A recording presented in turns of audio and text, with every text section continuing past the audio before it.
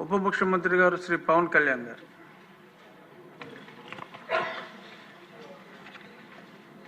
నమస్కారం అధ్యక్ష. గౌరవ సభ్యులు శ్రీ తెల్లమాధవ్ గారు అడిగిన దానికి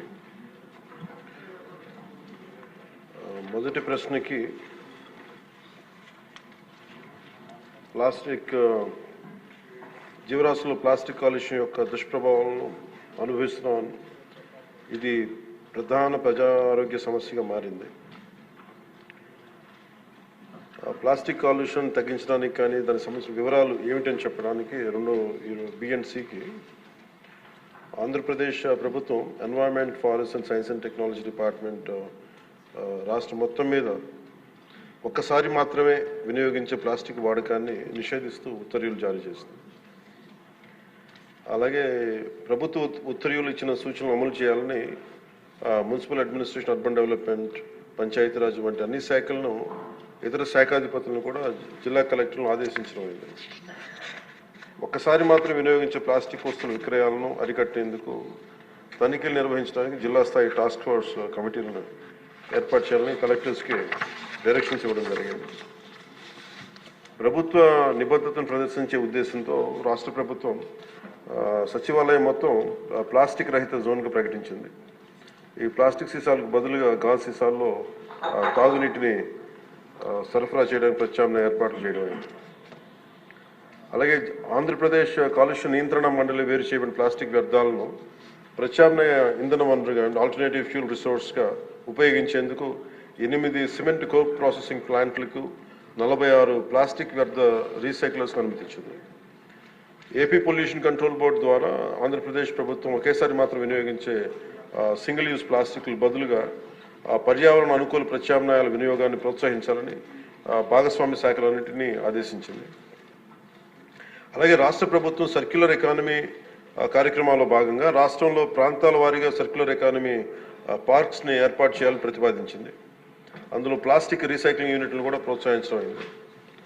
అలాగే ఫిక్స్డ్ క్యాపిటల్పై 75% వరకు ఒక్కసారి మాత్రమే వినియోగించే ప్లాస్టిక్ అదనపు ప్రోత్సాహకాలు అందించడం ద్వారా ప్రత్యామ్నాయ బయోడిగ్రేడబుల్ వస్తువుల్ని తయారు చేసే పరిశ్రమల్ని ప్రోత్సహించడం అవుతుంది.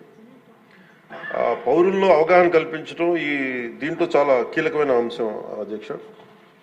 ప్రభుత్వ విధానాన్ని అమలు చేయడంలో పౌరులు కూడా చాలా క్రియాశీలక పాత్ర వహించాలి. సో ఇందాక లాస్ట్ ఫ్యూ మంత్స్గా మేము చేస్తున్న ఎక్సర్సైజ్ కానీ ఇవన్నీ ఒకసారి సభ దృష్టి కూడా తీసుకొస్తున్నాం అధ్యక్ష. ఉదాహరణకి మీరు ఫ్లెక్సీస్ ఎందుకు ప్రభుత్వం తరఫు నుంచి అన్ని చేయగలుగుతున్నాం, కానీ దీంట్లో పౌరులు ఒక బలమైన భాగస్వామ్యం తీసుకోకపోతే మటుకు ఇది ముందుకు తీసుకెళ్ళడం చాలా అది మనం ఎంతసేపు ఆదేశాలు ఇస్తున్నాం కానీ కింద దాకా ఎందుకు ఆ పొల్యూషన్ సింగిల్ యూజ్ ప్లాస్టిక్ ఎందుకు వాడలేకపోయి, ఎందుకు దాన్ని ఇంప్లిమెంట్ చేయలేకపోతున్నటానికి ఇది మనందరికి కూడా ఒకసారి ముఖ్యంగా పొలిటికల్ పార్టీస్ కానీ ఈ ఫ్లెక్సీస్ వల్ల ఏం జరుగుతుందంటే అధ్యక్ష, ఇది ఒక ప్లాస్టిక్ మన అందరి దైనందిన అంటే డే టు డే జీవితంలో చాలా అంతర్భాగం అయిపోయింది.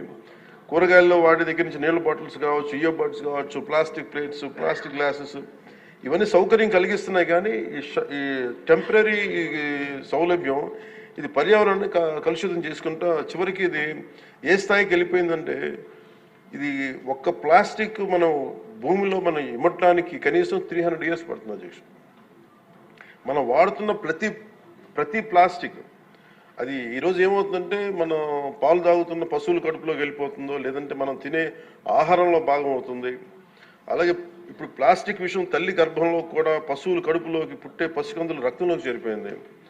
ఆంధ్రప్రదేశ్లోనే చాలా సందర్భాలు ఆవుల కడుపులో సుమారు 60 నుంచి 70 కిలోల ప్లాస్టిక్ తొలగించిన సంఘటనలు నమోదయ్యాయి.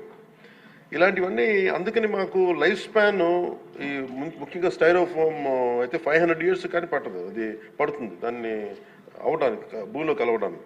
Plastic bag, plastic straw, plastic bottles minimum plastic bag 10 to 20 years, plastic straw అయితే 200 years, ప్లాస్టిక్ బాటిల్ అయితే ఏకంగా 450 పైచిలకు సంవత్సరాలు. సో ప్లాస్టిక్ పూర్తిగా భూమిలో కలిసిపోవట్ల. అది మోస్ట్ డేంజరస్ ఏంటంటే చిన్న చిన్న ముక్కలుగా విడిపోయి మైక్రో ప్లాస్టిక్, నానో ప్లాస్టిక్స్ రూపంలో నేల, నీరు, గాల్లో ఇప్పటికీ ఉండిపోతున్నాయి. ఇటీవల అధ్యయనాల్లో కూడా ముఖ్యంగా తల్లిపాలలో కూడా మైక్రో ప్లాస్టిక్ ఉన్నాయని తెలియజేస్తూ ఉన్నది. సో వీటన్నిటికీ సంబంధించి మేము ఒక నెక్స్ట్ 2-3 monthsలో చాలా ఒక డీటెయిల్ అనాలిసిస్ డీటెయిల్ ప్లాన్తో వస్తున్నాం అధ్యక్ష, ఒక యాక్షన్ ప్లాన్ తోటి. అది మీకు తెలియజేస్తాం. ఇప్పుడు ఉదాహరణకి పంచాయతీ ద్వారా మేము ఏం చేస్తామంటే స్వచ్ఛందం అనే కార్యక్రమం పెట్టాం. ఈ ఏవైతే ప్లాస్టిక్ వ్యర్థాల నుంచి నిత్యావసర వస్తువులు పొందుతూ ఉన్నారు, ఇది ఒక అవగాహన పెంచుతున్నాం. ఈ చెత్తను సేకరించి అలవాటుని పెంపొందింపజేస్తున్నాం. ఉదాహరణకి ప్లాస్టిక్ ఫ్రీ తిరుమలలో కాన్సెప్ట్ ద్వారా, అంటే ఒక టెంపుల్, మనం తిరుమలకి వెళ్తే ఈరోజు మనం వెళ్ళి చూస్తే భక్తులు ఎవరు బాటిల్స్ కవర్స్ తీసుకెళ్ళకుండా ప్రత్యామ్నాయం గాజు సీసాలు, పేపర్ క్లాత్స్, బ్యాగ్స్ వాడుతున్నారు. సో లక్షలాది భక్తులు క్రమశిక్షణతో నియమాన్ని పాటిస్తూ ఉన్నారు. సో మన రోజువారీ జీవితంలో ప్లాస్టిక్ ప్రత్యామ్నాయంగా చెరుకు పిప్పి, తాటాకులు కానీ, వెదురు ఇట్లాంటి ఇత్యాది బయోడిగ్రేడబుల్ తోటి సేమ్ ఇదే తయారు చేసుకోవచ్చు. సో ప్లాస్టిక్ని నిరోధించాలంటే ముందుగా మూలాలపై దృష్టి సారించాలి. దానికి ప్రత్యామ్నాయ పరిశ్రమలకి సర్క్యులర్ ఎకానమీ పెద్దపీటలు వేయాలి. సో ఆ దిశగా గౌరవ ముఖ్యమంత్రి గారు కూడా వాటిని ముందుకు తీసుకెళ్తారు ఈ పథకాల ద్వారా. అలాగే పర్యావరణ పరిరక్షణ మా సహకారాన్ని అందిస్తూ ఉన్నాం. దీన్ని అందరూ సద్వినియోగం చేసుకోవాలి. కానీ దీన్ని ప్రజలు కీలకమైన భాగస్వామ్యం ప్రజల్లోనే ఉంది ఇది. అలాగే ప్రత్యేక ప్రోత్సాహాలు విస్తృతంగా అమలు చేయడం ద్వారా పారిశ్రామిక వర్గాలను ఆకర్షించాలి. అప్పుడు ప్రజల ఆలోచన విధానం కూడా మార్పు రాస్తుంది. ముందుగా మనకి యాజ్ ఎమ్మెల్యేస్గా కానీ, గౌరవ ప్రతినిధులుగా కానీ, ఇది మనందరం ఒకసారి మీ దృష్టి ద్వారా అందరికీ గౌరవ సభ్యులందరూ తెలియజేస్తాం దీక్ష. ఇక్కడ మనం సచివాలయం, ఇక్కడ అసెంబ్లీలో కానీ ఎక్కడ ప్లాస్టిక్ని వాడటం నిషేధించడం అయింది. ముఖ్యంగా ఈ మేజర్ ప్రాబ్లం ఎక్కడ వస్తుందో ఫ్లెక్సీల ద్వారా వస్తుంది. ఫ్లెక్సీలు ఎలా ఉన్నాయంటే, ఒక చిన్నపాటి ఫంక్షన్ వస్తే ప్లస్ ఫ్లెక్సీలు, ఇంకోటి పండగ అంటే, ఇది ముఖ్యంగా పొలిటికల్ ఫంక్షన్స్ ఆర్ సినిమా. దీనివల్ల ఏమైపోతుంటే అవి ముక్కలుగా విడిపోయి పశువులు తినేస్తూ ఉన్నాయి, లేదంటే వాటర్లో జలాల్లోకి వెళ్ళిపోతున్నాయి. ఇది ఒక పెద్ద ఇష్యూ అయిపోయింది. అందుకని మీ ద్వారా గౌరవ శాసనసభ్యులకు కూడా ముందు గౌరవ ప్రజాప్రతినిధులు కనుక నిజంగా కొంత పాటించగలిగితే, అంటే ఫ్లెక్సీలు కూడా బయోడిగ్రేడబుల్, ఒకసారి ఫ్లెక్సీల్ని గత ప్రభుత్వం కూడా బ్యాన్ చేయడానికి ప్రయత్నం చేసింది.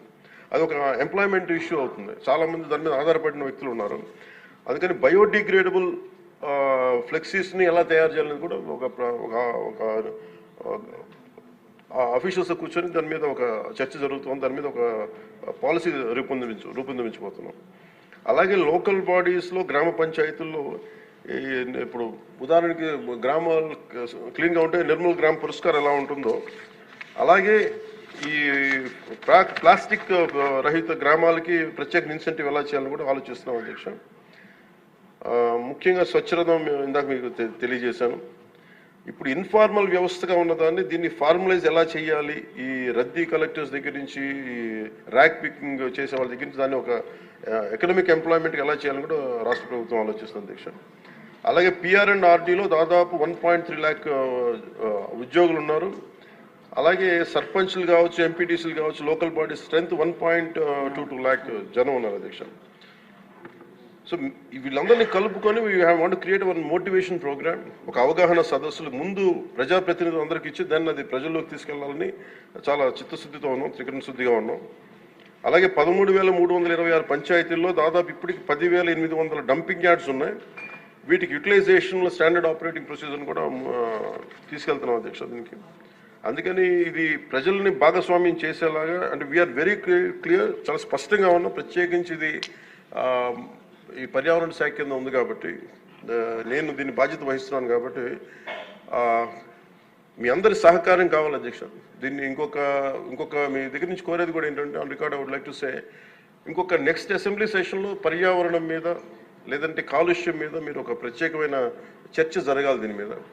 ఎందుకంటే ఇది అవగాహన మీరు చూస్తే చాలా చాలా కీలకం. ఇది మనం డబ్బులు చూస్తున్నా, అభివృద్ధి చూస్తున్నా, కానీ తద్వారా వచ్చే కాలుష్యం ఏంటో మనం చూడట్లేదు. నిజంగా తల్లి మనం తాగే పాలలో కూడా అంత కాలుష్యం పెరిగిపోయింది, తిండిలో కాలుష్యం పెరిగిపోయింది, క్యాన్సర్స్ పెరిగిపోతూ ఉన్నాయి. ఇది గౌరవ సభ్యులు దీన్ని ప్రస్తావించినందుకు దీన్ని మనస్ఫూర్తిగా వారికి నా అభినందనలు, ధన్యవాదాలు తెలియజేసుకుంటున్నాను సార్ అధ్యక్షులు మీతో. Thank you. గల్లా మాధవ్ గారు.